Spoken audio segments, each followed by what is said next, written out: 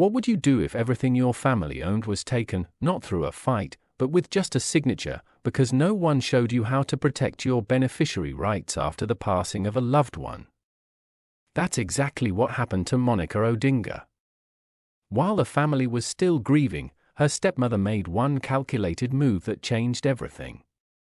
Monica was shocked, and what followed was a painful journey through betrayal, confusion, and a legal struggle she never expected to face. Stay with this story to the end. It's more than just Monica's struggle, it's a lesson every family should hear. The pain, the headaches, the shock, it's all here. So are the steps you can take to protect yourself or help someone else in time. Because in moments like this, knowledge isn't just power, it's protection. Monica stood in the living room of the family home in Yaba, Lagos, staring at the document her stepmother's lawyer had sent to her. It was a letter from the court, stating that her stepmother had been granted legal authority to manage the property left behind by Monica's late father. Monica's heart sank. Her father, Chief Job Odinnga, had passed away just a few months earlier after a heart attack at home. Neither Monica nor many of the family members could believe that while they were still grieving, her stepmother, Stella, had exploited the situation to obtain legal rights to manage her father's estate. She did this without informing Monica or her siblings. Monica's heart pounded as her mind spiraled into chaos. The house in Festick, where her father had poured years of sweat, sacrifice, and dreams into building a future for them, was now in someone else's hands. The family home in Yaba, the business they'd all watched grow from the ground up, even their ancestral land and the farm in Abia, gone, quietly and without warning, into her stepmother's control.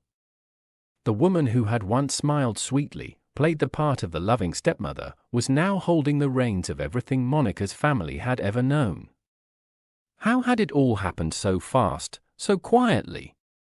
Monica's chest tightened with panic. It felt like everything she had ever loved and fought for was slipping away, slowly, painfully, like sand through her fingers. Being the first child of her late mother, the firstborn of the family, Monica knew the weight of the responsibility on her shoulders. Would she let it all slip through her grasp, allow her father's legacy to vanish without a trace, and watch her younger siblings suffer? No. She couldn't. She wouldn't. But where could she even begin? How do you fight a battle you didn't see coming?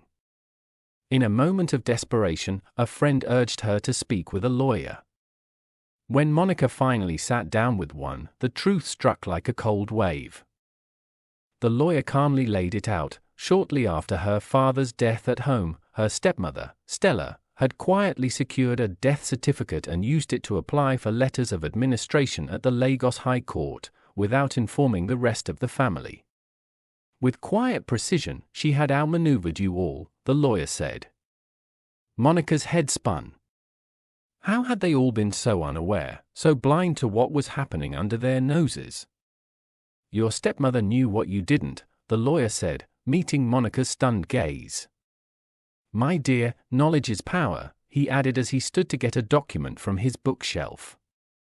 The legal challenge began. Monica didn't wait. With her lawyer's help, she took action and asked the same Lagos High Court to cancel the approval that gave her stepmother control over her father's estate. Monica and her lawyer told the court that her stepmother lied about the family situation. She didn't inform the rest of the family that she was applying to manage the estate. In her application, the stepmother left out Monica and her 2 siblings and claimed that only she and her 3 children were the man's family. Monica said this was dishonest and fraudulent. Monica also took another important step. She filed an official notice, known as a caveat, at the probate registry in Lagos. This legal notice alerted the court to halt any further action on her father's estate until the dispute was settled. It was her way of protecting everything her father had left behind from being fully taken over by her stepmother. But Monica wasn't done yet. She needed to prove that her stepmother had been dishonest.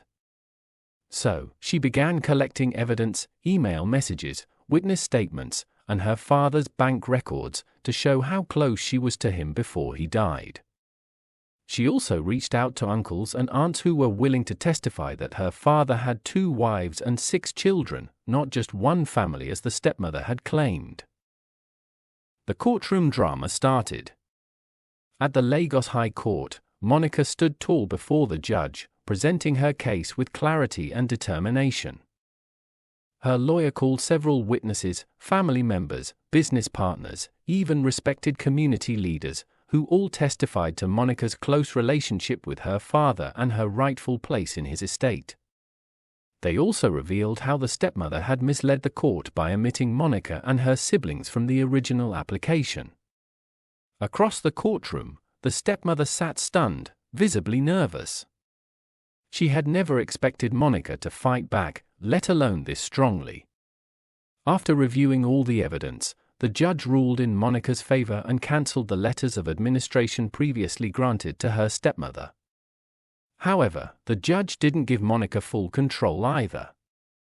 Since Monica's mother had passed away, and considering the family dynamics, the court decided that Monica and her stepmother would share the responsibility of managing the estate as co-administrators.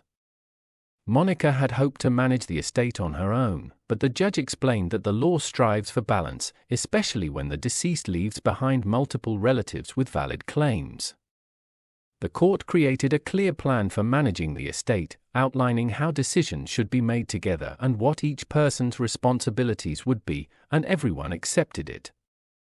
It wasn't exactly the outcome Monica had wanted, but at least now, everything had to be done transparently and under legal supervision. No one could secretly sell land, access bank accounts, or make decisions behind closed doors. Monica knew this wasn't the end. There were still businesses to manage and more family drama to come. But she had won the first battle. As the first child of the family, she had protected her father's legacy and ensured that his true heirs would have a voice in how his estate was handled. As she stood outside the courthouse, the sun shining down on her, Monica couldn't help but feel a wave of relief. This story is important because of the valuable lessons it teaches. 1. Tradition can influence how property is managed, especially in cultures where customary laws play a significant role. However, when someone dies without a will, legal procedures take priority.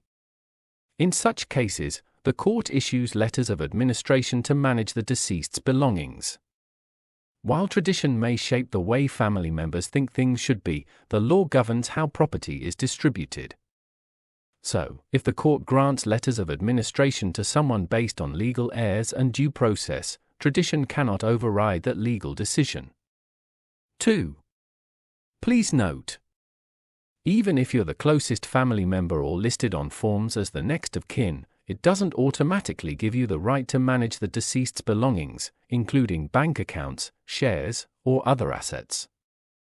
If there's no will, the court must first issue a letter of administration. With that, you legally take control of their property. Documents you will likely need to apply for letters of administration. 1. Death certificate, the official proof that the person has passed away. It's the first and most important document required. It is issued by a registered medical doctor who examined the body. If no doctor was involved, the family can register the death with the local government where the deceased resided to get an official certificate. 2. Application form, provided by the probate registry or court. 3. Oath of administration, a sworn statement confirming your responsibility and authority to manage the deceased's assets. 4. Inventory of assets. A detailed verifiable list of all the deceased's property, money, land, and other valuables. 5. Affidavit of relationship, a sworn statement explaining your relationship to the deceased. 6. Passport photographs, recent passport-sized photos of the applicants. 7. Means of identification, such as a national ID card, international passport, or driver's license. 8.